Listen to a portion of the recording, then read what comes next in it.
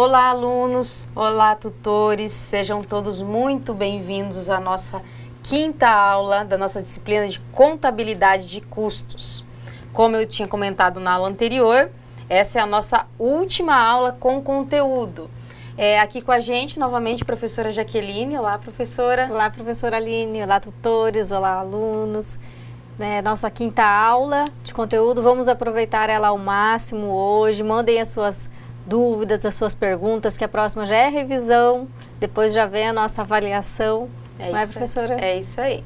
Conteúdo da nossa aula de hoje. Vamos falar sobre formação de preço de venda e relação de custo vezes volume versus volume versus lucro, tá?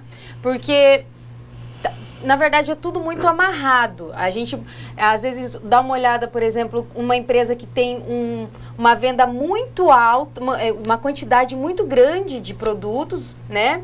E tem um lucro menor do que uma empresa que vende poucos produtos, mas às vezes acaba trabalhando com uma margem maior. Então essa empresa não precisa vender tantos produtos para obter muitas vezes o mesmo lucro da outra empresa que a gente, no caso, estaria comparando, tá?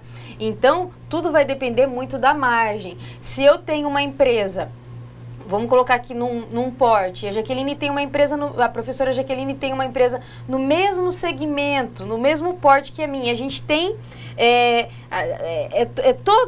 no mesmo ramo mesmo, e eu trabalho com uma margem, né, quando eu vou formular o meu preço de venda, se eu trabalho com uma margem muito maior que a dela, eu posso muitas vezes vender menos que a empresa dela e ter mais lucro que a empresa dela, porque eu acabo trabalhando com uma margem maior, né? Isso muitas vezes também é bem relativo. Muitas vezes, né, as pessoas podem estar se perguntando, mas como que você tem um preço maior e vai vender mais que ela? Então, é tudo bem trabalhado, né, essa parte. Dependendo, às vezes a gente pode até estar trabalhando com produtos de qualidades diferentes.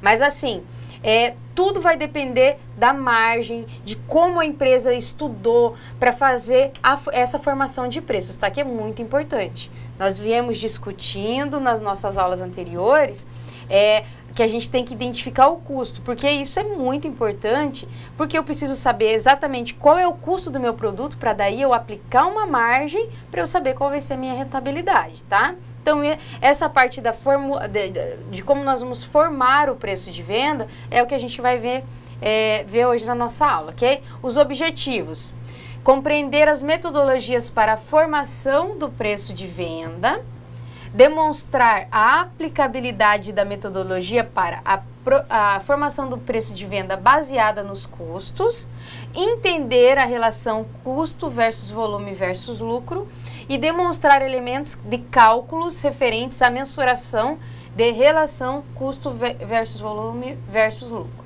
Exatamente, se nós estamos falando de preço de venda, nós vamos falar em cálculos, né? Que eu sei que todo mundo gosta de cálculo, né? Que nessa nossa disciplina a gente está fazendo um curso de finanças, né? Então não tem como a gente fugir disso, porque finanças ela é muito voltada para o cálculo, né? Vamos começar então com os conceitos sobre a formação do preço de venda. Qualquer tipo de empresa precisa saber determinar com o maior nível, olha só pessoal, maior nível de exatidão possível os preços de venda de seus produtos. Para tal é fundamental conhecer os reais gastos ocorridos no processo produtivo, que é o que nós fizemos nas nossas aulas anteriores. No processo produtivo, comercial ou de serviços, para que se possa ter noção sobre a margem que irá imputar as suas mercadorias. Então, conforme cita o autor, a formação do preço de venda pode ser simplificada pela equação custo mais lucro mais despesas variáveis é igual ao preço de venda, tá? Por qual que é o lucro? No caso, essa vai ser a nossa margem, tá? De acordo com o portal da contabilidade, o mapeamento correto dos custos de produção apresenta uma oportunidade de a indústria eliminar desperdícios, né? Olha só, mapeamento correto, né? E demais itens que não agregam valor ao produto. O controle eficiente de custo gerando informações precisas, deixou de ser uma vantagem estratégica e passou a ser uma vantagem competitiva nas organizações industriais. Por quê? Porque quando a gente faz esse mapeamento dos custos, já está bem explicado aqui, a gente consegue eliminar desperdícios. Se eu tenho uma empresa, como eu citei aqui, a professora Jaqueline tem uma empresa do mesmo porte e a empresa dela tem um custo muito maior que a minha empresa tende a estar na frente da empresa dela, porque eu estou eliminando desperdício e o meu custo vai ser menor. Consequentemente, a minha margem, o meu lucro vai ser maior que a empresa dela, tá? Eu vou dar o exemplo ao contrário para só não ficar falando mal da sua empresa, da professora. De acordo com o Santos, são 3 os possíveis métodos de análise e uso no processo de definição de preços. Vamos aos 3 métodos. Método baseado na concorrência, método baseado no valor percebido pelo consumidor e método baseado nos custos. Nós vamos dar um breve conceito desses 3 métodos, porém nós vamos fixar mesmo no método baseado nos custos, tá? Porque isso, na verdade, esse vai ser o mais vantajoso para as empresas e vocês vão entender bem por que agora, tá? Método baseado na concorrência. Nesse método, a empresa não dá muita atenção a seus custos ou a sua demanda. Já está errado, né, pessoal? Pois tem na concorrência seu único referencial de preço. É considerado mais simples, pois consiste basicamente em observar os preços praticados por concorrentes diretos e segui-los ou não, de acordo com os objetivos traçados para a empresa. Então, vamos supor que eu tenho uma loja de roupa, a professora Jaqueline também tem uma loja de roupa, a gente vende a mesma calça, da mesma marca, e eu vou na loja dela e ver a calça da minha loja, eu tô vendendo a R$100. Só que eu fico sabendo que ela tá vendendo a 90 na loja dela. Então eu falo, opa, peraí, eu vou baixar aqui para 88. Por quê? É um método baseado na concorrência. Eu vou ver que preço que o meu concorrente está praticando e vou colocar menor. Só que daí entra aquele problema. E se o custo da minha empresa for maior? Pode ser que ela tenha enxugado os custos dela, por isso que ela está conseguindo vender um valor mais barato, correto? A gente pode dar um exemplo também, professora Aline, do nosso tradicional pãozinho. Assim, os concorrentes praticam o mesmo preço. Então, se eu passar a fazer uma análise do meu custo para colocar o preço no pão, eu vou estar fora do mercado. Então, eu tenho que estudar todo o meu custo antes também, né? Para poder me manter no mercado vendendo aquele pãozinho. Só que nesse caso, no método baseado na concorrência, a gente já falou que não se dá muita atenção aos custos. Então, a gente só fica olhando para quanto que o concorrente está praticando. Poxa vida, se aquela panificadora está vendendo pão a X, eu vou ter que vender ou ao mesmo valor ou um pouco abaixo, para eu poder vender mais do que ele, né? Então, esse método baseado na concorrência, o foco principal é você olhar para o preço do teu concorrente e praticar ou igual ou menor. Só que daí é o que a gente fala, é o que eu falei para vocês. Se eu for lá e abaixar o preço da calça e os meus custos forem maiores, no caso que é a empresa dela, pode acontecer de eu começar a sangrar, no caso, o meu caixa e depois nem saber o porquê. Porque, na verdade, se eu tô fazendo isso é porque eu já não tô dando muita atenção aos meus custos, tá? Então, eu acredito que vocês conseguiram, assim, verificar várias desvantagens nesse método, tá? Continuando no método baseado na concorrência. Os preços definidos por esse método deixam de considerar importantes informações relacionadas a reais gastos ocorridos, levando, em alguns casos, a empresa a operar na faixa do prejuízo. Olha o sangramento do caixa que eu estou falando para vocês. Uma vez que seu concorrente pode ter feito uma melhor negociação à vista ou ter conseguido um prazo maior de pagamento e, com isso, uma condição de negociação diferenciada. Então, a gente não sabe o que o concorrente fez para conseguir estar aplicando esse preço, para conseguir estar vendendo a esse preço, tá? Então, por isso que a gente simplesmente não pode falar, se ela está vendendo a 90, eu vou vender a 88 para eu vender e deixar ela para trás, né? Não é assim que funcionam as coisas, né? Porque senão a gente pode, na verdade, a gente está deixando de dar atenção para vários fatores muito importantes, tá? Aí nós temos o quê? O método baseado no valor percebido pelo consumidor. O que é isso? Consiste em verificar o preço que o consumidor estaria disposto a pagar pelo produto ou serviço. O preço pode, dessa forma, ser ajustado às necessidades e interesses do público a quem se pretende alcançar. As empresas que definem preços dessa forma já entenderam que o preço é só mais um e não um único atributo a ser percebido e avaliado pelo cliente, tá? Dessa forma, precisa conhecer o consumidor, suas necessidades e expectativas e principalmente o preço que está disposto a pagar por um produto que satisfaça as suas necessidades, tá? Nisso, vocês viram que a gente já não está adentrando também aos custos. Mas vamos supor que uma empresa ela parta para esse caminho, o que se indica é que antes ela já tenha feito um estudo. O custo do meu produto vai ser esse, eu estou disposto a considerar uma margem de retorno de tanto, isso vai ser o gestor que vai avaliar, né, da empresa. E eu vou fazer uma pesquisa agora para ver quanto que o consumidor está disposto a pagar.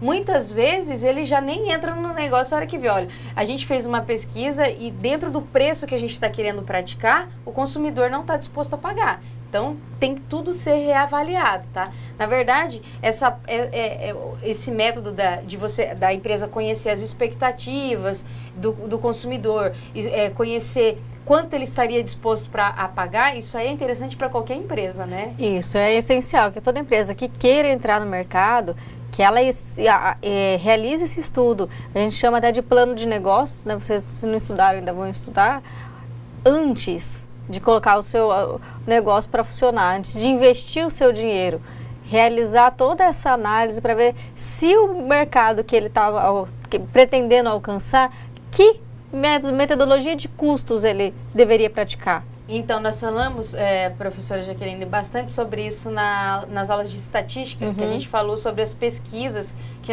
nós fazemos toda, por isso que tem aquela amostragem, eu tenho certeza que todos vocês estão lembrando disso, né? Mas tem a amostragem, então todas essas pesquisas são muito importantes para qualquer empresa, tá? Então, é muito importante a empresa saber qual que é a expectativa do consumidor, qual que é a necessidade e também, por que não, quanto que o consumidor estaria disposto a pagar, né? Aí nós temos o quê? O nosso terceiro método, que é o método baseado nos custos, que na minha opinião é o mais relevante, tá? Sua metodologia se baseia em que os preços devem ser formados com base no cálculo de uma margem sobre os custos totais. Porque a nossa lição de casa já começa aqui nos custos, tá? Nesse modelo de precificação, os custos exercem papel fundamental, olha lá, os custos exercem papel fundamental na tomada de decisão para a formação de preço de venda. 3 itens devem estar claros para a formação do preço de venda, que são custo unitário, encargos tributários e margem de ganho desejado. Logicamente, né? Porque nós não podemos deixar de falar dos encargos. Porque se a gente fizer uma análise bem a fundo da empresa, da empresa que vocês trabalham, ou vocês podem até perguntar para o próprio contador na empresa de vocês, quanto que a empresa paga de imposto. Vocês vão ver que a carga é bem alta. Então, a gente tem que levar, sim, em consideração os encargos tributários na hora de formar o preço. Não é só assim, o meu custo é tanto, eu quero ganhar tanto, é isso. Tem que colocar todos os encargos, que vai ser os encargos que da nossa compra de matéria-prima, da nossa venda de produtos, tem os encargos da nossa folha de pagamento, tem vários encargos aí que incidem na formação do preço de venda, tá? Até um exemplo prático, né? Ainda ontem chegou para mim pedido de liberação de um computador para comprar, né, para inovação, R$3.100. Tudo bem, foi autorizado, né, pela empresa. Aí hoje chegou o boleto para pagar R$3.400. Falei, mas não era 3.100? Não, é que a gente esqueceu de verificar que tinha uma diferença tributária de um estado para o outro que acrescentou esse valor. Mas a gente fez a previsão do orçamento em cima da primeira. Então, assim, a gente tem que estar sempre atento, né? São pequenas coisas que você vai girar dentro da sua empresa, que em tudo essa parte tributária vai impactar. Vai impactar muito, não é pouco não. Aqui ela deu o exemplo de um computador, vocês viram que a diferença foi bem considerável, né? Então, vai impactar muito. Essa parte tributária, ela tem que ser vista muito a fundo, porque para a gente não correr o risco de, muitas vezes, qual é o maior risco, gente? Da gente formular o preço errado, de uma maneira errada. Hora que chega lá na frente, você pega teu balanço, você pega teu demonstrativo de resultado e você vê que você andou no prejuízo. Aí você vai ver por quê? Porque eu não estou tendo ganho, não estou tendo lucro. Por quê? Porque eu formulei o preço errado. Porque na hora de eu fazer a formação do preço de venda, eu não considerei isso. E por mais que você não tenha considerado, você vai ter que pagar, tá? Então, tudo tem que ser muito bem analisado. Por isso que é o que eu falei para vocês, que na minha opinião, essa metodologia baseada nos custos é que vai ter uma garantia maior, porque ela é bem mais estudada, sabe? Então, ela vai ter uma garantia maior de sucesso na empresa de vocês, tá? Então, aqui falando da aplicação da metodologia baseada em custos, a gente tem aqui formação, dois tipos, tá? Formação de preço de venda, de preço, né, com base nos custos variáveis e aplicação de markup. Aí eu tenho aqui, preço de venda é igual custo total, custo variável total em unidades, daí aqui eu tenho 1 mais margem de ganho sobre o custo e 1 menos encargos tributários, tá? Divididos por 1, essa seria a nossa fórmula, tá? Viu que a gente só tem o que aqui? Multiplicação, adição, divisão e subtração. Tudo coisa bem tranquila para vocês, tá? E a gente também tem o outro tipo, que é a formação do preço com base na margem de ganho desejada sobre a receita, tá? Então, esse aqui a gente tem o preço de venda, o custo variável total em unidades divididos por 1 menos encargos tributários menos margem de ganho sobre o preço, tá? Então, aí vai a empresa que vai decidir por qual caminho ela quer seguir, tá? Aí a gente tem aqui um exemplo. A gente tem o produto A e o produto B, né? Daí aqui a gente tem quantidade produzida, o produto A tem 2.000, o produto B produziu 3.000. Daí eu tenho aqui custo de matéria-prima, que é variável, custo de embalagem, que é variável, custo de mão de obra fixa, despesas administrativas fixas, despesas financeiras variáveis, despesas com vendas. Aí eu tenho aqui, ó, foi definido na empresa A que a minha margem de ganho sobre o custo vai ser de 70%. E o produto B vai ser de 60%. E também foi decidido que a minha margem de ganho sobre o preço de venda no produto A vai ser de 25% e no produto B 20%. E eu tenho que, em ambos os produtos, os meus encargos tributários vai ser 26,25%. Como que a gente vai fazer? Eu vou até para o próximo slide aqui para mostrar para vocês como que a gente faz essa conta. Primeiro, porque a gente vê tudo em unidade, tá? Então, aqui, quando eu somo no produto A, todos os custos, que é o custo da matéria-prima, o custo da embalagem e o custo da mão de obra, eu vou ter 150 mil, o total. E quando eu somo esses 3 custos no produto B, eu vou ter 180 mil. No produto A, eu não produzi... Ó, aqui está produzida e vendida, tá? Então, eu vou falar a quantidade vendida. Eu produzi 2.000.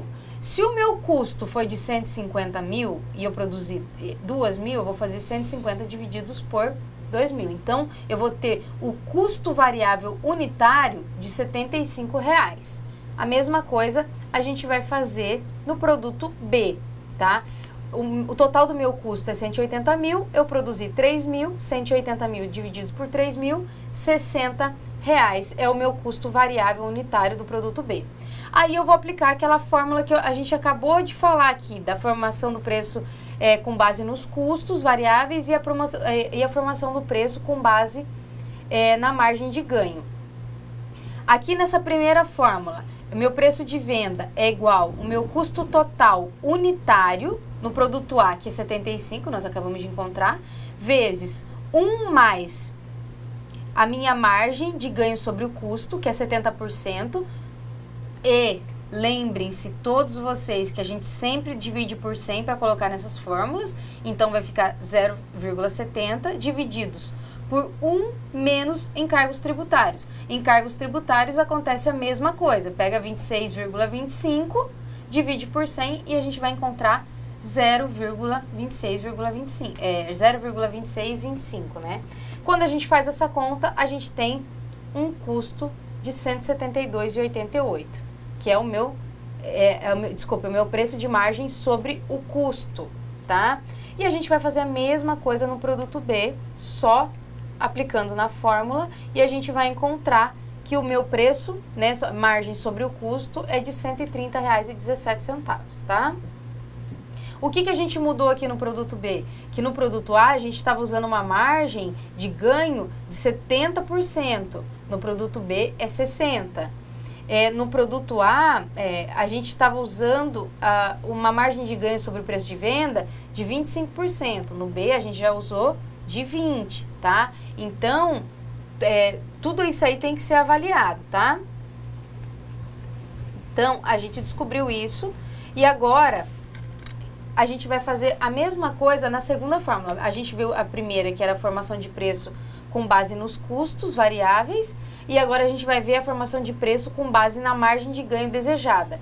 É a mesma coisa, é só aplicar na fórmula. No produto A, o meu preço de venda vai ser A é igual meu custo total unitário, que a gente já viu que é 75, divididos por 1 menos encargos tributários, menos minha margem de ganho sobre o preço de venda. 1 menos o 0,2625, né? Menos o 0,25, que tá aqui, ó. Minha margem de ganho sobre o preço de venda, tá? Aí eu vou ter aqui 153,85. No produto B, nós vamos fazer a mesma coisa. Só que aqui a gente usou uma margem de 25 no produto A, que é o que vocês estão vendo aqui, e a gente vai usar uma margem de 20% no produto B. Então, ele vai ficar também um pouquinho menor. Então, vocês viram que a gente já identificou aqui, ó. O produto A tem um custo variável unitário de R$ 75,00, o produto B tem um custo unitário de 60. Se eu pegar esses dados e aplicar no preço da margem, de margem sobre o custo, o meu produto A vai ser vendido por R$ 172,88 e o produto B vai ser vendido a R$ 130,17. Se eu fizer o preço sobre a margem sobre a receita, o produto A vai ser vendido por R$ 153,85 e o produto B por 111,63. Aí já dá pra gente perceber que quando a gente faz o preço, quando a gente usa uma margem sobre o preço, sobre o valor, o custo do produto, a gente acaba vendendo ele, né, um pouco maior nesse caso aqui que foi citado, tá? Um preço maior. Aí a receita, ó, se eu tô aplicando no produto A, no caso aqui a gente está falando do preço, considerando a margem sobre o custo, tá? Naquele primeiro exemplo. Se eu vou vender a R$ 172,88 e eu vendi 2.000 unidades, então eu vou pegar 2.000 vezes 172,88. Então eu vou ter uma receita de 345.760. No produto B, eu vendi 3.000 vezes os 130,17, que é o valor, meu preço de venda, vai dar uma receita de 390 mil. Aí eu tenho o quê? Meus custos de despesas variáveis, 119 mil. Vai ser, quando eu pego a minha receita e tiro o custo de despesas variáveis, eu vou ter a minha margem de contribuição, 226 mil. Aí eu tenho custos e despesas fixas, que eu vou tirar também, 48 mil, e menos custos e despesas tributárias, que é o quê?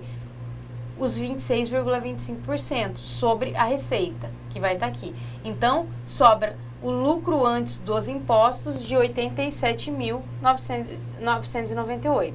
E a mesma coisa a gente vai fazer no produto B, que vai ter um lucro antes dos impostos de R$84 mil, R$84.001,13, né?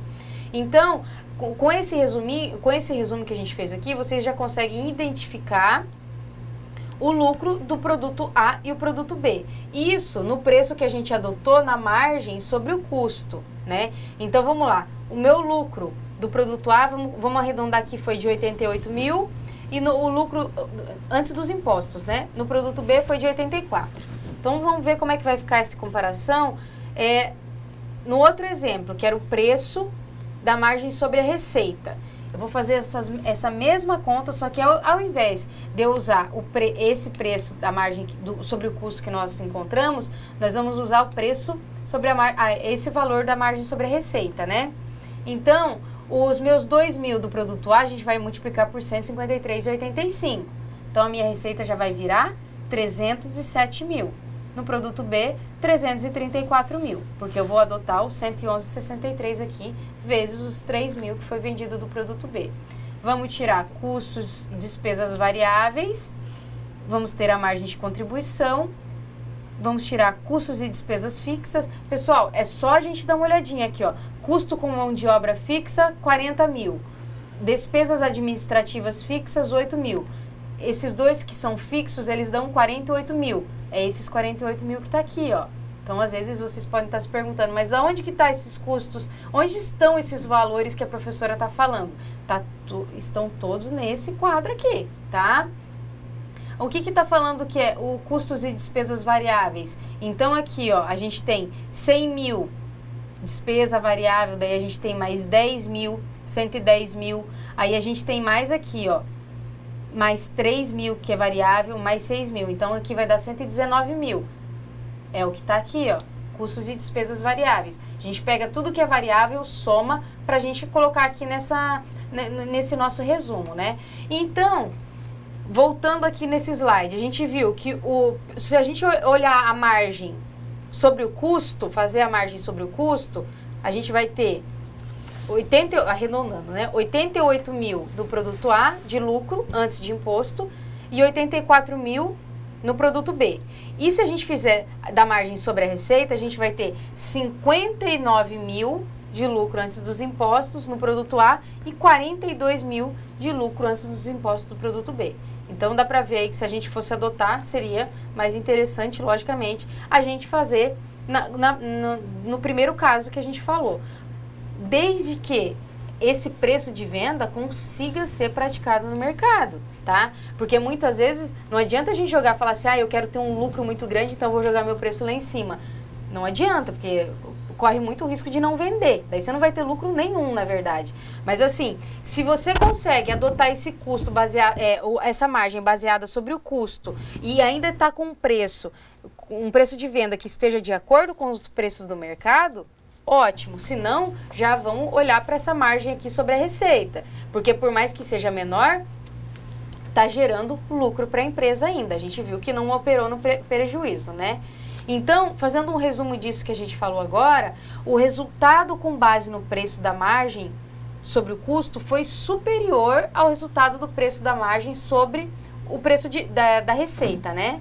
Esse fato se dá devido à diferença entre as margens aplicadas sobre suas respectivas bases, cabendo à empresa verificar qual se aplica realmente às suas necessidades, que foi o que eu falei para vocês agora, e limitações impostas pela concorrência. Exatamente o que eu falei. Não adianta jogar o preço lá em cima, sendo que o teu concorrente vai desbancar e vai vender mais que você e você vai acabar operando no prejuízo, né?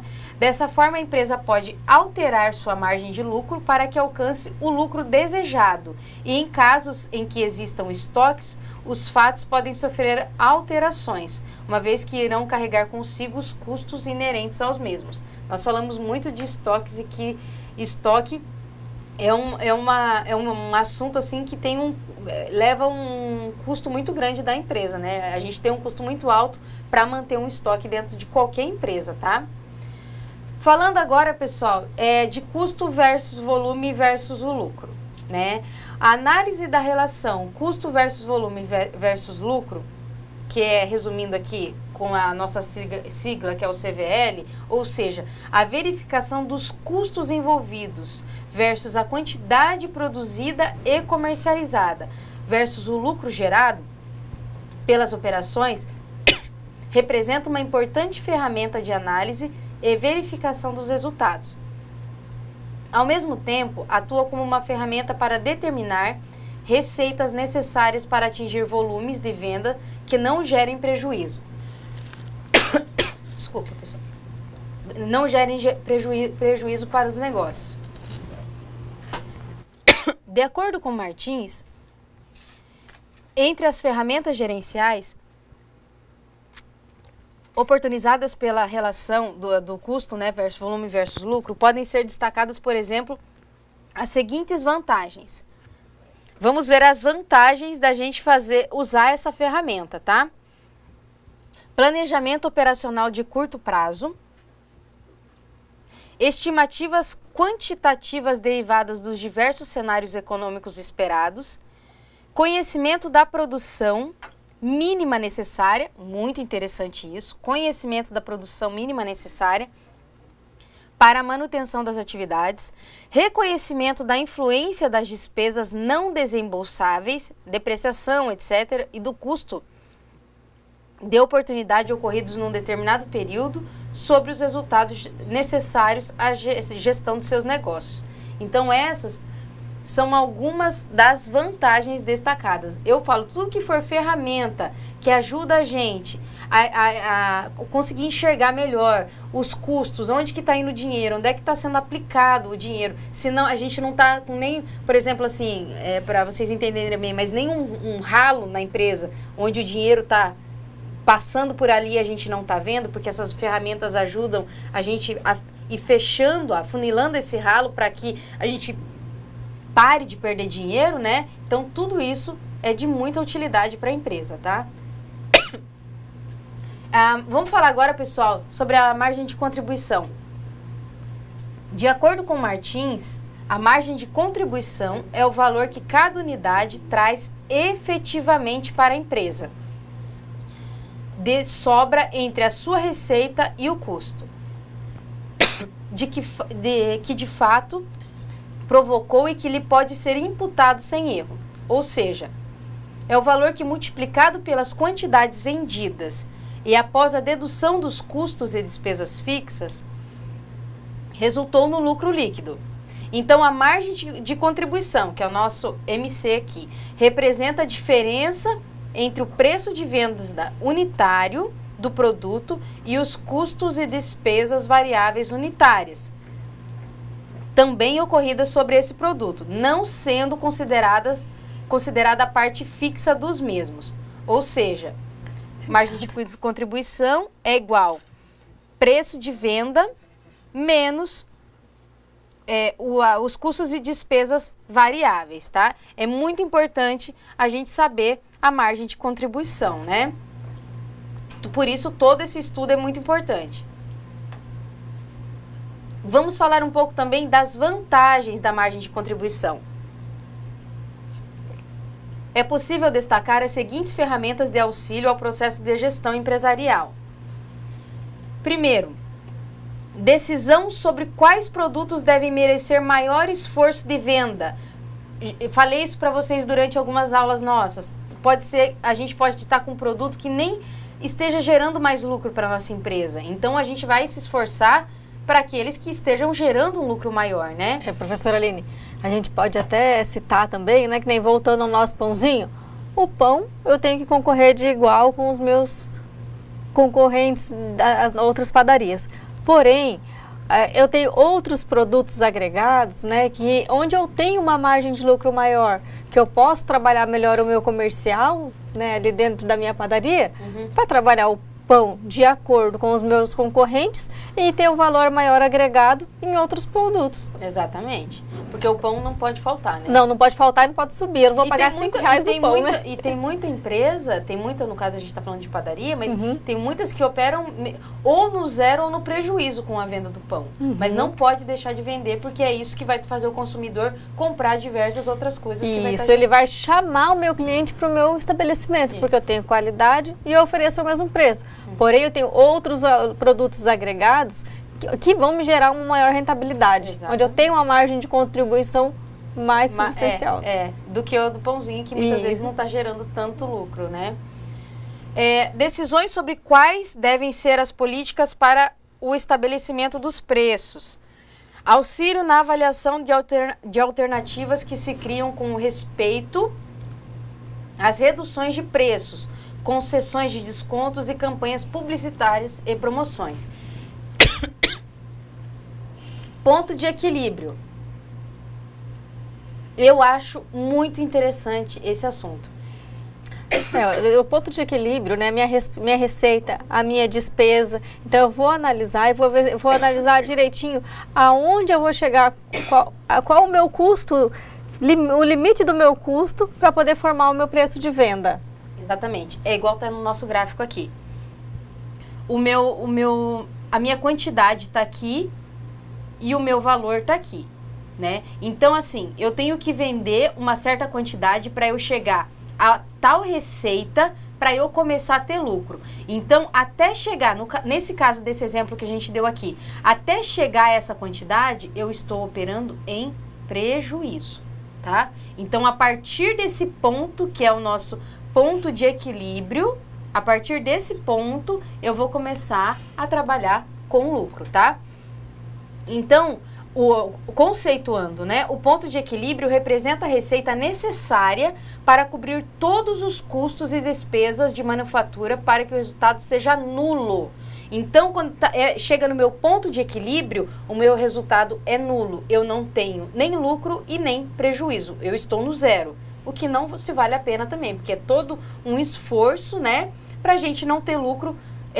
Logicamente, é muito bom a gente não ter o prejuízo, mas a gente trabalha para ter o lucro, né? Então, chegou no ponto de equilíbrio, não estamos mais no prejuízo. O que for a partir do ponto de equilíbrio, a gente já está operando sobre o lucro, tá? E esse número também, a gente chega nele, também no nosso plano de negócio. Quando você vai estudar, você já tem que ter o número seguinte: eu tenho que ter tal resultado, tem que vender tantas peças, né, dependendo do seu negócio, para começar a ter resultado. Então, eu não posso nem sonhar em trabalhar com um número menor que esse, porque senão não vale a pena manter o meu negócio. É isso aí. E a gente tem 3 tipos de ponto de equilíbrio, no caso, né, que podem ser calculados, tá? Primeiro, a gente tem o ponto de equilíbrio contábil, que é o nosso PEC, tá? É formado pelos custos e pelas despesas fixas totais, custos e despesas fixas totais, dividindo-os pela margem de contribuição unitária. Ponto de equilíbrio econômico é formado pelos custos e despesas fixas totais, somados ao custo de oportunidade, tá? Menos rendimento possível caso o valor do investimento fosse direcionado a outra fonte possível de rentabilidade. Daí dividindo-os pela margem de contribuição unitária. E por último, a gente tem o ponto de equilíbrio financeiro, que é formado pelos custos e pelas despesas fixas, deduzidas das despesas não desembolsáveis, tá? Isso aqui é um D, que aqui tem um D, despesas não desembolsáveis, menos depreciação e amortização, dividindo-os todos eles vocês viram que é dividido pela margem de contribuição, no caso unitária, tá? Temos o que também? Margem de segurança e grau de alavancagem operacional.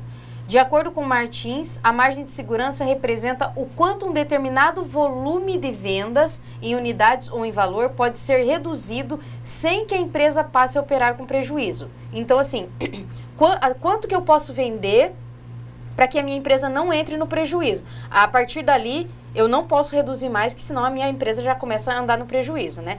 Ou seja, representa o excedente da produção acima do ponto de equilíbrio contábil, que é o mais usado, tá? O ponto de equilíbrio contábil.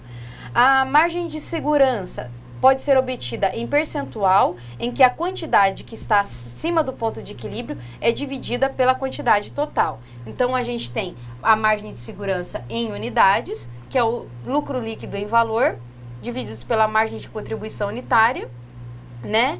E a gente tem a margem de segurança em valor, que é vendas totais em valor, menos o ponto de equilíbrio contábil. Fica mais fácil vocês verem isso quando a gente estiver empregando a fórmula, tá?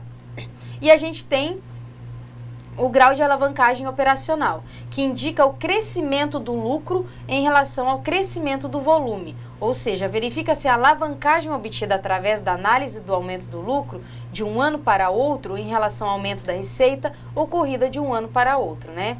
O grau de alavancagem operacional pode ser encontrado através da seguinte fórmula. Então, a gente tem o percentual de acréscimo no lucro, no caso, no 1 menos o lucro líquido do segundo ano dividido por o lucro líquido do primeiro ano, vezes o percentual de acréscimo nas vendas, tá? Vamos fazer alguns exemplos agora para vocês entenderem bem sobre essas fórmulas que vocês também viram que foi bem tranquila, porque a gente só está falando aí de adição, divisão, né? Multiplicação. A empresa JJ produz um único tipo de produto. Seu preço de venda é R$100 e a cada unidade, né? Sendo que nesse valor estão incluídos impostos. Ó, nesses R$100 já está inclusos os impostos de 26,25%. E sua estrutura de custos e despesas é assim distribuído. Custos fixos, 180 mil no período, despesas fixas, 60 mil no período, custos variáveis, R$40 por unidade e despesas variáveis, R$10 por unidade, tá? Então, eu tenho aqui, vamos calcular a margem de contribuição, que é igual ao meu preço de venda menos meus custos e despesas variáveis. Então, eu vou ter o meu preço de venda, que é R$100, menos meus custos e despesa. Meu custo é R$40 e despesa é R$10. Então, eu vou somar os dois e vou ter o quê? Aqui vai dar 50, então eu vou ter 100 menos 50. Então, a minha margem de contribuição vai ser de R$50 cada unidade que eu vender, tá? O ponto de equilíbrio em unidades e em valor por período provando-se o resultado. Então, eu tenho aqui, meu ponto de equilíbrio contábil é igual ao meus custos e despesas fixas, que é 180 mil mais 60 mil, né? Divididos por R$50, que é a minha margem de contribuição unitária. Então, eu vou ter aqui, o ponto de equilíbrio em unidades é igual a 4.800 unidades. Ponto de equilíbrio em valor, se em unidades é 4.800, é só multiplicar pelo preço de venda. Então, vai ser...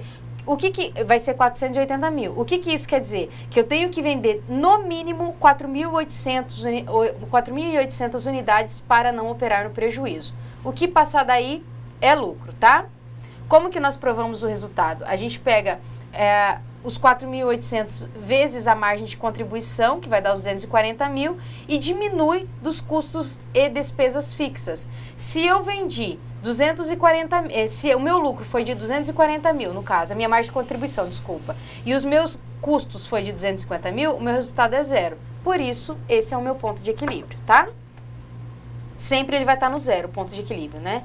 Ponto de equilíbrio econômico em unidades e em valor, considerando-se um capital investido pela empresa, no caso, no valor de 60 mil, e a taxa comercial no período é de 10% ao ano, provando-se o resultado. Então, aqui a gente vai ter os 240 mil, que é o meu custo, meus custos e despesas fixas, mais os 60 mil, que é o capital investido, versus a taxa comercial, que a gente viu que é os 10%, vezes, né? Tudo isso dividido pela margem de contribuição. Então, a gente vai ter aqui 4.920 unidades. Isso multiplicado vezes 100, a gente tem 492 mil. Então, o meu ponto de equilíbrio econômico é 4.920 unidades, tá? Para eu começar a ter lucro. Provando-se o resultado, a gente vai fazer a mesma coisa. Se eu pegar 4.920 e fazer vezes 50, eu vou ter 246 mil. Aqui, nesse caso, o meu custo e despesa fixa é de 240 mil e o meu custo operacional é de 6 mil. Então, meu resultado vai ser zero, tá?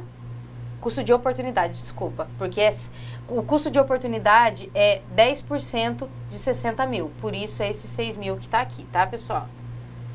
Ponto de equilíbrio financeiro em unidades e em valor, a mesma coisa, com a depreciação de 12 mil ao ano, provando seu resultado.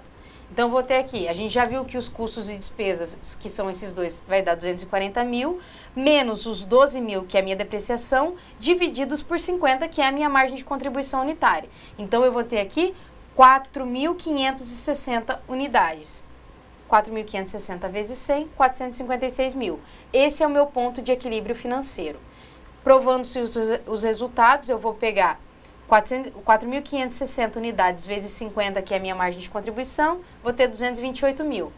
Quando eu pego os meus custos e despesas fixas, né, e somo com a minha depreciação, eu vou ter os 228 mil que vai zerar com esse aqui. Então, quando a gente fala prova o resultado, é porque ele tem que ficar sempre zero.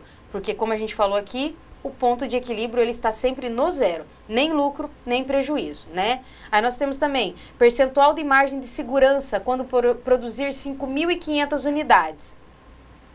Se a gente fizer uma DRE para encontrar, né, no caso o lucro, com 5.500 unidades produzidas, então vamos lá, eu produzi 5.500 unidades a R$100, eu vou ter 550 mil. Aí eu tenho o quê? Meu custos e despesas variáveis. Se é 100, a minha margem de contribuição é 50, eu já sei que os outros 50 é os meus custos e despesas variáveis. Tanto que ele está aqui, ó, custo e despesa variável unitária. Então, o meu custo e despesa variável vai ser 275 mil. Quando eu pego 550 mil e diminuo os 275 mil, eu vou ter, a gente vai encontrar aqui uma margem de contribuição de 275 mil. Menos os meus custos e despesas fixas, que são esses 240 mil que está aqui, eu vou ter um resultado, né, no caso, de 35 mil reais. Se eu pegar esses 35 mil reais e dividir por 50 reais, que é a margem de contribuição, eu vou ter 700 unidades. E se eu fizer em valor, no caso, é só pegar esses 700 unidades e multiplicar por 100, que eu vou ter 70 mil. Então, ele fala assim, qual que é a minha margem de segurança quando eu produzir 5.500 unidades? No caso, em valor, a minha margem de segurança é 70 mil reais acima do meu ponto de equilíbrio contábil, tá? Se a gente estiver falando de quantidades, é 700 unidades acima do meu ponto de equilíbrio contábil. Então, a gente já viu que se o ponto de equilíbrio era lá, vamos supor, 4.500, não me recordo bem qual foi o resultado que nós encontramos, mas ele mostra nesse cálculo, se eu produzir 5.500, quanto que isso vai estar acima do meu ponto de equilíbrio. Então, ele me mostrou, nesse caso, ou é 700 unidades acima, ou 70 mil reais, tá? Então, assim, só para a gente entender como que é esse impacto, né, da formação do preço de venda. Porque a gente tem que saber, principalmente, eu gosto de falar muito, professora, sobre o ponto de equilíbrio. A gente tem que saber quanto que é o mínimo que eu tenho que vender. A gente está falando aqui de produção, mas estou falando de venda, porque eu preciso da receita, né? Então, vamos colocar aqui venda. Qual é o mínimo que eu tenho que vender? Porque eu tenho que começar a trabalhar sempre acima daquilo, né? Porque eu tenho que trabalhar para estar sempre acima do zero, né? Sempre com uma margem de segurança, né? Então, sempre acima do ponto de equilíbrio. Para vocês entenderem bem qual que é a gente está dando esses exemplos aí de ponto de equilíbrio financeiro, econômico, contábil, né? Sempre que a gente sempre dá uma migrada para o ponto de equilíbrio contábil, mas é muito interessante que vocês fixem bem isso, que o ponto de equilíbrio é muito importante a empresa saber exatamente qual é o mínimo que ela precisa vender, no caso, para pagar todas as contas, todos os custos, todas as despesas, todos os encargos e ficar no zero. A partir daí, o que vier, como a gente sempre fala, né? A partir daí, o que vier é lucro. Acima do ponto de equilíbrio, gente, o que vier é lucro, tá? Mas nenhuma empresa vai trabalhar para operar no ponto de equilíbrio. Ninguém quer isso, não vale a pena. Então, sempre estudando para estar operando acima do ponto de equilíbrio. Não é isso, professora? Isso. Então, esses seriam os nossos, os assuntos que finalizariam esse módulo, tá? A partir daí, a gente vai fazer agora umas atividades para a gente dar uma exercitada melhor nesses conceitos aqui que eu passei para vocês, tá? No mais, eu agradeço a todos pela atenção, tá? Obrigada, professora. E eu aguardo todos vocês para a correção das nossas atividades.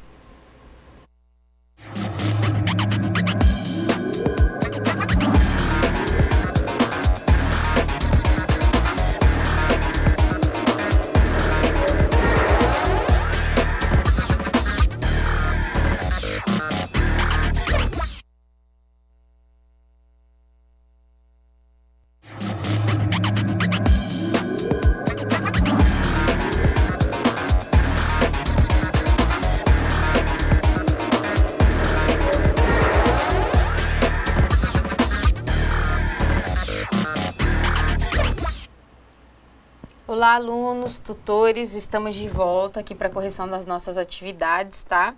Espero que todos vocês tenham conseguido responder aí as questões. Vamos enviar aqui as dúvidas, as sugestões aqui para a gente ir discutindo.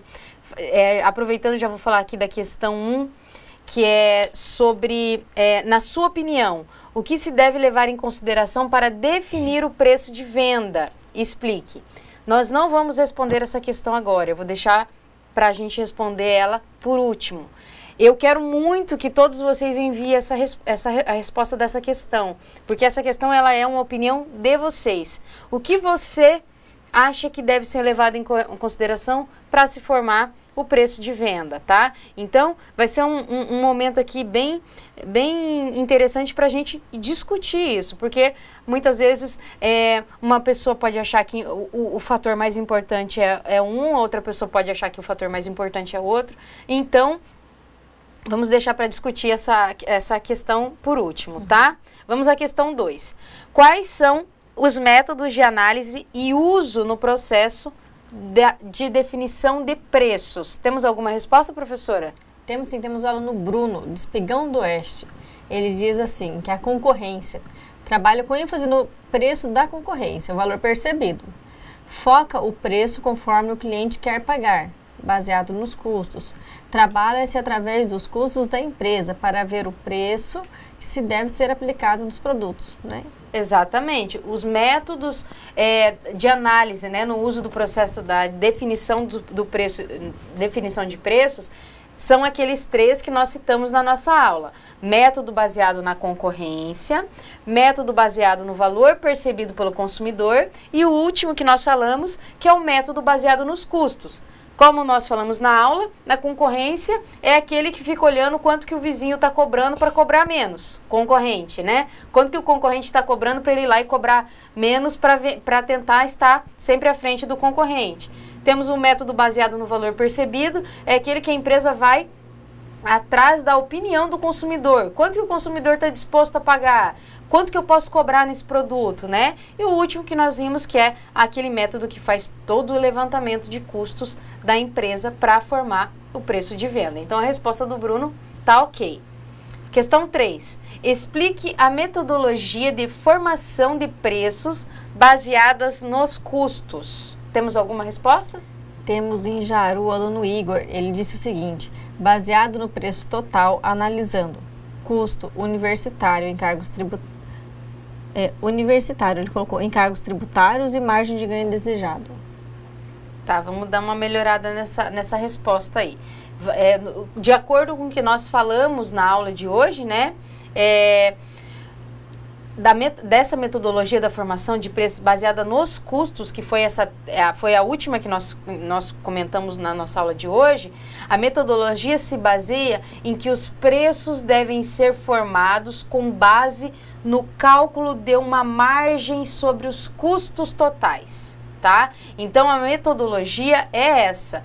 Os preços devem ser formados com base no cálculo de uma margem sobre os custos totais.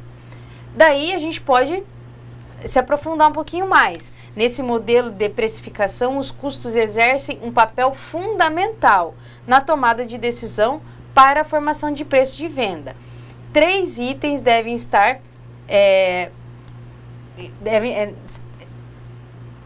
para a formação do preço de venda, desculpa, a saber, né, no caso, custo unitário, os encargos tributários e margem de ganho desejado. No caso, quando a gente está falando assim, a margem de ganho, ó, exemplificando aqui essa primeira resposta, com base no cálculo de uma margem, essa margem vai ser o quê? A margem de ganho desejada. Qual que é a margem que a empresa deseja, tá? E sobre os custos totais, que a gente está falando o quê?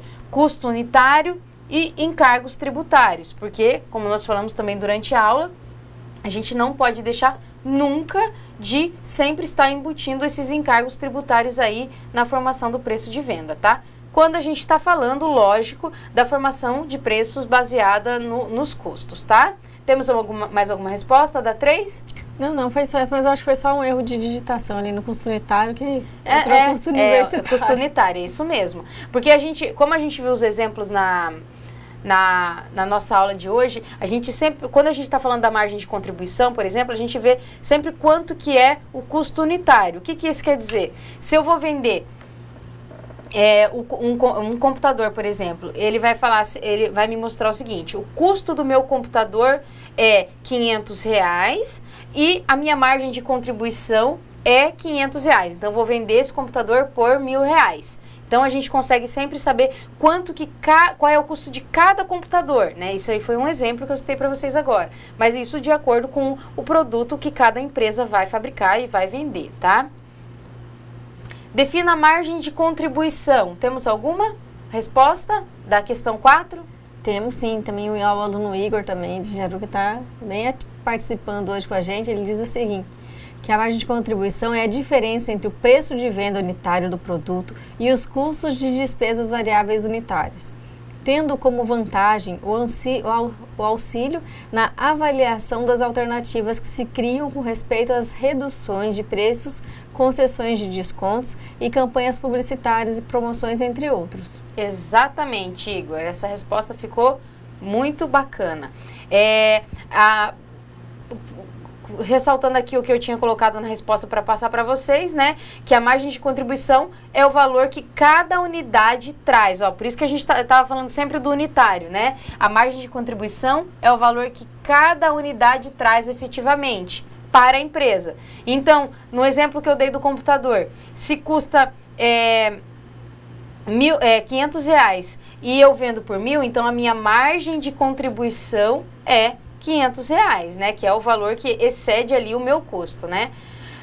Para a empresa, no caso, de sobra entre sua receita e o custo que de fato provocou. E que lhe pode ser imputado sem erro, ou seja, é o valor que, multiplicado pelas quantidades vendidas e após a dedução dos custos e despesas fixas, resulta no lucro líquido. Então, depois que eu pego o valor da minha receita, tiro todos os meus custos e despesas, eu tenho o meu lucro líquido, né? Então, a margem de contribuição, como o aluno Igor disse, né, representa a diferença entre o preço de venda unitário do produto e os custos e despesas variáveis unitárias, também ocorridas sobre esse produto, não sendo considerada a parte fixa dos mesmos. Então, a gente está falando aqui de variável, tá? Custos e despesas variáveis. Então, na margem de contribuição, a gente não considera a parte fixa dos mesmos. Ué, professora, mas o que você faz com o custo fixo, então? Onde que você coloca, que hora que você vai deduzir? Quando a gente fez aquele exemplo na nossa aula de hoje, que a gente pegou valor da receita, diminuiu custos e despesas variáveis, margem de contribuição. Então, depois eu vou lá e vou deduzir custos e despesas fixas para eu tirar os encargos tributários e chegar no meu lucro líquido. Então, no caso da margem de contribuição, eu faço sempre sobre o variável. Depois que eu encontrei essa margem de contribuição, que eu vou deduzir os custos e despesas fixas, ok? Questão 5. Defina ponto de equilíbrio. Temos alguma resposta? O Igor novamente. Vamos lá, Igor. É bom, ele diz assim: é o ponto da receita necessário para cobrir todos os custos e despesas de manufatura para começar a lucrar, sendo dividido em ponto de equilíbrio contábil, ponto de equilíbrio econômico e ponto de equilíbrio financeiro. Exatamente. Posso só dar um exemplo? Até hoje em uma reunião, levantando os custos, né, no meu trabalho, aí meu diretor financeiro falou assim, não, mas dentre esse valor que você está colocando de receita, você tem que deduzir 15%, que esse valor é fato que nós não vamos receber. Então entra dentro do meu custo, né, lá na parte, um custo financeiro, que a administração não estava se atentando. Exatamente. Então, isso é muito importante, porque a gente considera muitas vezes, eu vendi 100 mil reais, que eu vou receber esses 100 mil reais. Mas não seria bonito se acontecesse isso, se todo mundo honrasse, né, com tudo que comprasse, mas acontece muito, a gente vê acontecer muito, por exemplo, das empresas. Eu tive, no caso, clientes que deixaram de pagar, foi o valor X. Então, no caso, esse diretor financeiro dessa empresa, ele já tinha essa noção que dessa receita, eu acho que ele até deve ter jogado para o máximo, mas no máximo lá, 15% daquilo não ia ser recebido. É muito importante colocar isso, porque ele já está tendo uma previsão disso, porque ele sabe o que vai acontecer. Porque se você colocar que vendeu 100 e vai receber o 100... Desculpa, se você colocar que vai vender o 100 e vai receber o 100, vai estar meio se enganando um pouco aí. Vai em qualquer empresa, né? Uma tarefa para vocês aí, pergunta assim, você consegue receber tudo que você vende? Então, acho que 100% vai responder que não, né, professora? Porque a gente sempre tem aqueles clientes que acabam não pagando e fica lá que... a perspectiva de prejuízo financeiro, né? Então, seja no meu caso... Então, nós temos as glosas, nós temos os convênios que não pagam, né, que eu trabalho na saúde. Quem trabalha no comércio também tem a sua perspectiva de... A não ser que ele venda 100% ali no cartão de crédito, né? Porque o cartão de crédito, ele trouxe um pouco mais de tranquilidade, na verdade, para as empresas. Porque... Mas mesmo assim, ele tem estoques que ficam parados, que ele não consegue sair com o produto. Então, em várias frentes, você tem que se atentar a isso. Na hora de formar o preço de venda, porque a gente tem que conseguir trabalhar com essa margem aí de contribuição, né? A gente não pode deixar... Por isso que a gente até fala do ponto de... o Igor novamente respondeu, a resposta dele, inclusive, está até mais completa que a minha, mas assim, a gente tem sempre que estar se atentando a isso, tá? Nesse caso aqui que ela deu de exemplo desses 15%, então ele já tem que estar entrando lá para o meu cálculo do ponto de equilíbrio também. Porque então, para eu colocar que eu vou estar no zero, eu já tenho que estar considerando até esse possível, entre aspas, não recebimento, tá? Então, assim, ponto de equilíbrio representa, no caso, a receita necessária para cobrir todos os custos e despesas da empresa.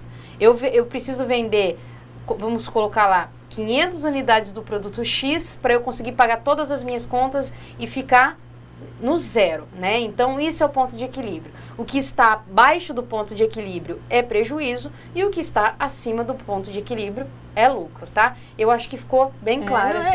Só para exemplificar, você vai trabalhar para não ter dinheiro? Exatamente. Não. Então, por isso que pode ficar no seu que ponto não é de equilíbrio. vantagem a gente, às vezes, passar o mês inteiro lá numa indústria fabricando. Tudo bem que você conseguiu honrar com todos os seus pagamentos, mas a empresa, ela precisa. Mesmo porque a empresa, ela precisa constantemente estar investindo, né? E da onde que vem esse investimento? Né? O investimento tem que sair, a empresa tem que ter esse fundo de reserva que ele vai ser originado desse lucro, que a empresa vai falar assim, X valor vai ficar lá, vai ficar aplicado, porque quando a gente precisar investir, a gente vai usar ele. E esse X valor, ele só é aplicado, a gente só consegue tirar ele se isso, no caso, sobrou. Né? Se eu vendi, paguei todas as minhas contas e não sobrou nada, eu nunca vou ter uma reserva na minha empresa, né? E só trazendo novamente a empresa que eu trabalho, então nós trabalhamos com nós temos um ponto de equilíbrio, então, e nós temos um valor acima desse ponto de equilíbrio que a gente chama de colchão. Para quê? Para um momento de crise.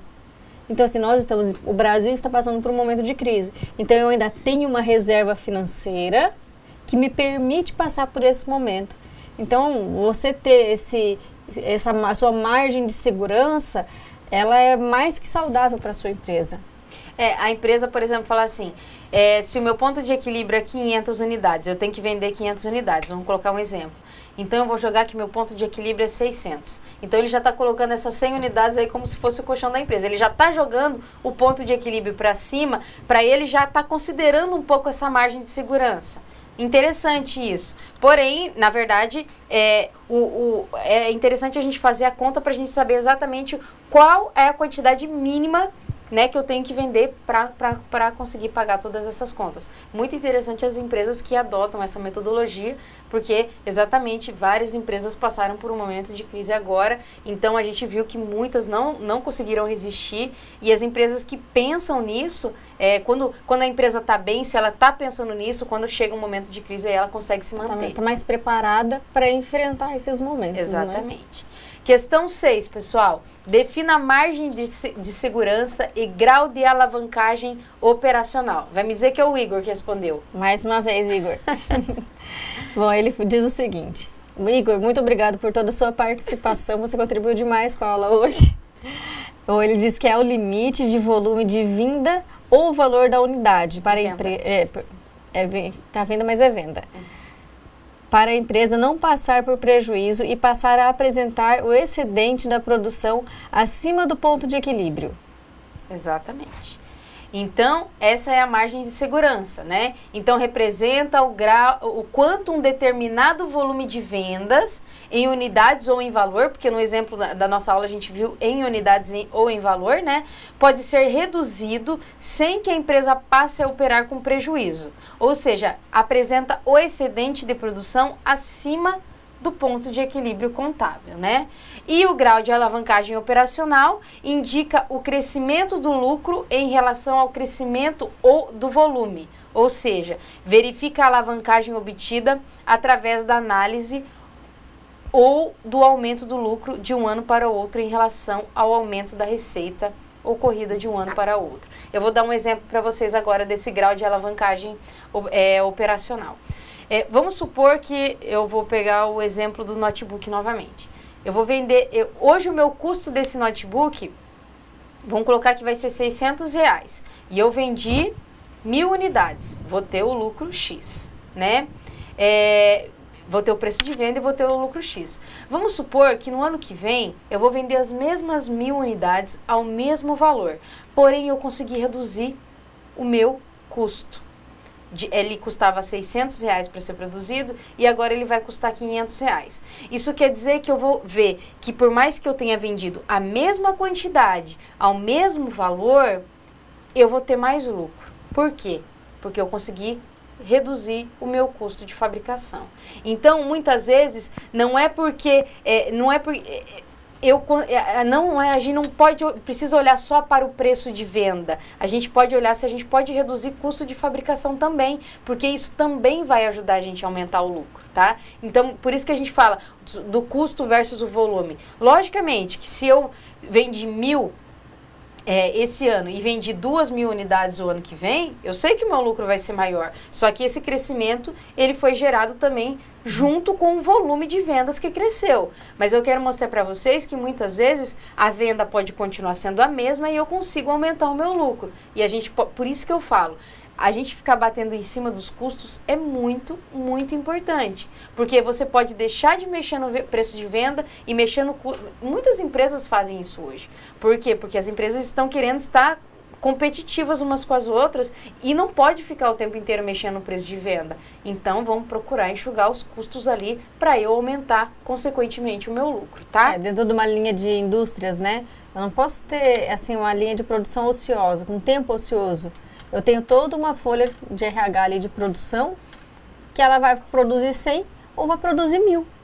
Então, quanto eu vou querer reduzir? Se eu produzir 1.000, eu vou ter um custo menor, porque a equipe que está produzindo é a mesma. Tá certo que a matéria-prima vai aumentar, mas a minha mão de obra, né, ela vai ser a mesma para produzir 100 para produzir 1.000. Se eu produzir só 100, eu vou ter um valor mais alto. Exatamente. Temos respostas da questão 1? Temos, mas agora eu vou começar por Espigão do Oeste. Tá, ok. Bom, o aluno Gamarra responde assim: tem que calcular o custo do produto, somar com as despesas para vendê-lo aluguel, água, luz, entre outras, e acrescentar o percentual sobre estes valores para se obter o lucro definido do preço de venda, que é igual o custo mais a despesa mais o lucro, que é o preço de venda que ele calculou. Muito bem, muito boa resposta.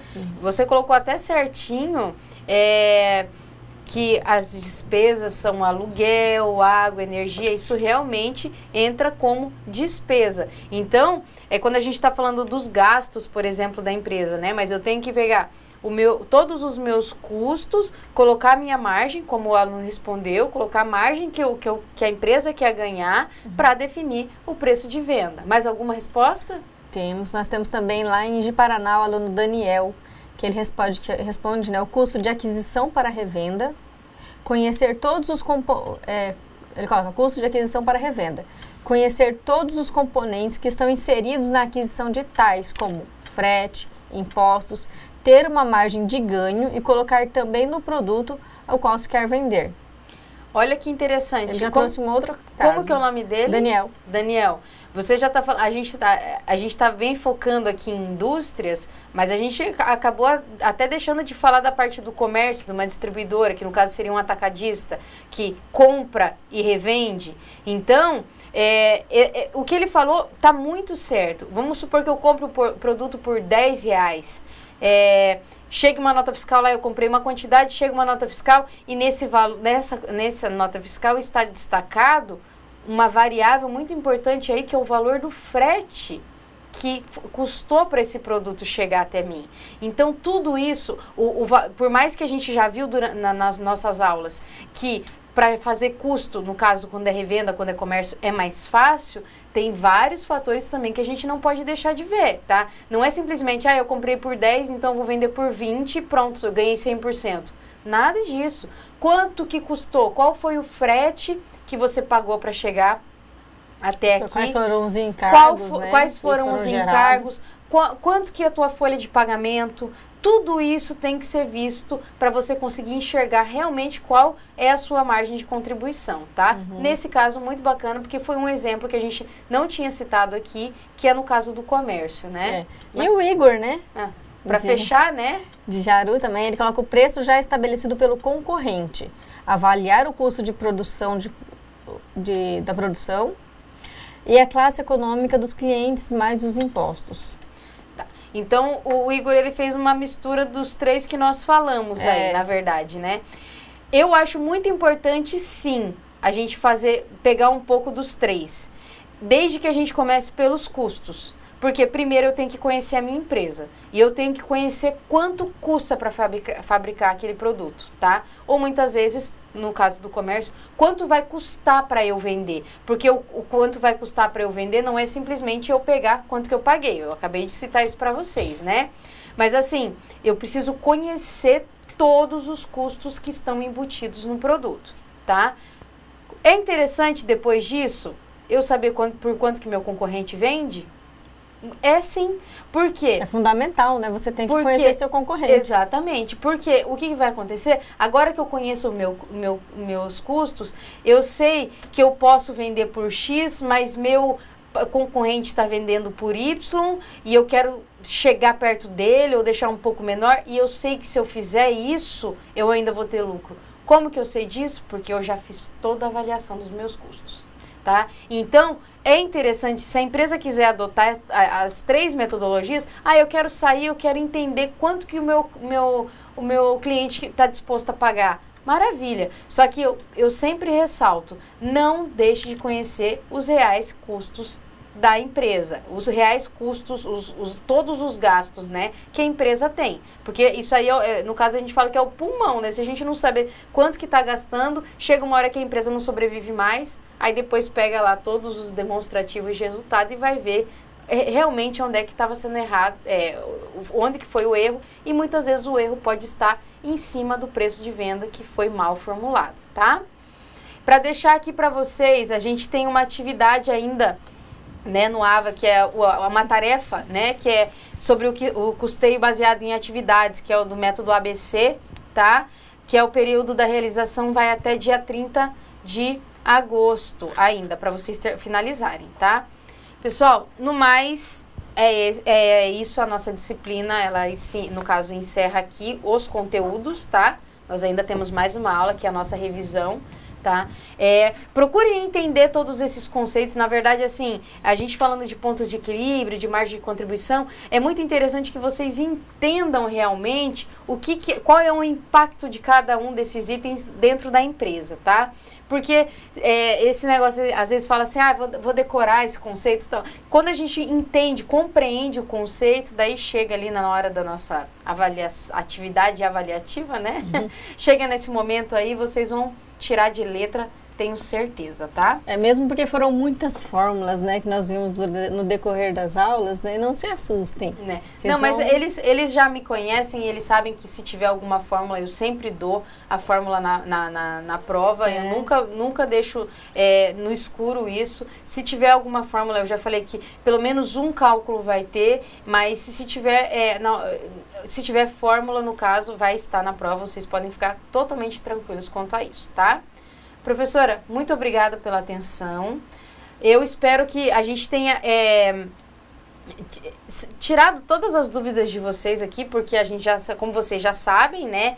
Próxima aula a gente não tem momento para tirar dúvidas, a gente vai fazer uma breve revisão do que foi falado no decorrer dessas 5 aulas, mas a gente não vai ter esse momento aqui de interação para tirar dúvidas, tá?